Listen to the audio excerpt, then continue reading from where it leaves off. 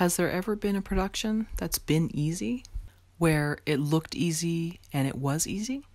I like to think about that one for a second. Because to be honest, none of my movie productions were easy.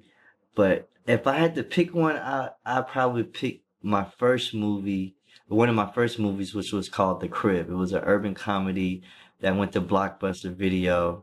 I produced that actually with my friend Daniel Zarelli, who I mentioned earlier. He transitioned from music videos into the movie business, and us being close and working together, I was able to get one of my first movies produced with him. And I remember it being a pleasurable experience. I remember working with a lot of supportive actors and friends. We all came together. That first one is usually, special. And I remember just getting a lot of help with locations. And I remember my friend Neil Fredericks, who shot the Blair Witch Project, he shot my movie for me. And it was just a dope experience now that I think back on it. A lot of celebrities visited the set when we were shooting at my parents' house. And now that I think back on it, yeah, the crib was probably, a fun shoot that didn't turn into a headache. 'Cause sometimes these are supposed to be fun shoots, but sometimes when you're dealing with money and time and some certain people not respecting the creative process, you have to deal with, certain things that take the, fun out of it. But that one was fun from beginning to end. I didn't go over budget. Everything worked out. And on top of that, I had no idea that it really was going to go to Blockbuster and be everywhere that it was. So for me to be working full time at a Pulse House at the Vault, I think I was working in the Vault at the time. And then my movie came out in Blockbuster. It was like pretty cool. I was like the all-star at the company for, for a couple of years or whatever. I was putting my movies out, and people were trying to figure out like how are you doing this? Like, how did you shoot a movie and you're working here full time? And I just didn't sleep a lot. And but yeah, I found ways to shoot like three movies without losing my job at the Post House Center site. And used a lot of my vacation, was strategic with my vacation days. And I remember working night shift as a film scan and recording operator. And I remember staying up almost a period, almost 8 days straight. Like I stayed up 3 days straight and then went to sleep, and then stayed up another 3 days straight and then went to sleep because my company wouldn't let me take time off. But I worked a night shift, so I just got my mind mentally stabilized that I'm going to stay up, because they told me if I didn't direct if I was unable to direct my movie, they're going to get another director. But the movie wasn't paying me enough to quit my job. So I had to make sure I kept my job, my post job, which was obviously paying all my bills and everything, in this one movie. It was my third or second movie called Sweet Potato Pie. I remember that. But yeah, I remember working a night shift, and I remember the way I worked it out. I got off at 6 in the morning, and I had call time at 8 in the morning. So I literally stayed up. I made sure I started to shoot on a Wednesday because I was off on the weekend. So I stayed up Wednesday, Thursday, Friday straight. I don't know how I did it, but my whole system was get off at work at 6 a.m., go home, shower, and I was ready for 8 a.m. call time. Then I worked from 8 a.m. on the set, from 8 a.m. to 8 p.m.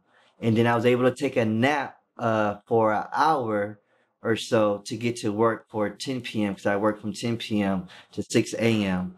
And I did that literally for 3 days straight. And I remember the only way I stayed up was I had something to do every second, every minute for the last 36 hours. Like the job that I had at Tennessee required me to be attentive with the computer and with these film out and scan outs, and I was on coffee. But I remember having my friend videotape me as proof that, I was pulling off this miraculous situation with directing a movie that ended up going to Lionsgate, like my first movie that went to Lionsgate, and I was working and scanning and recording at the time. It was like 2002 or three.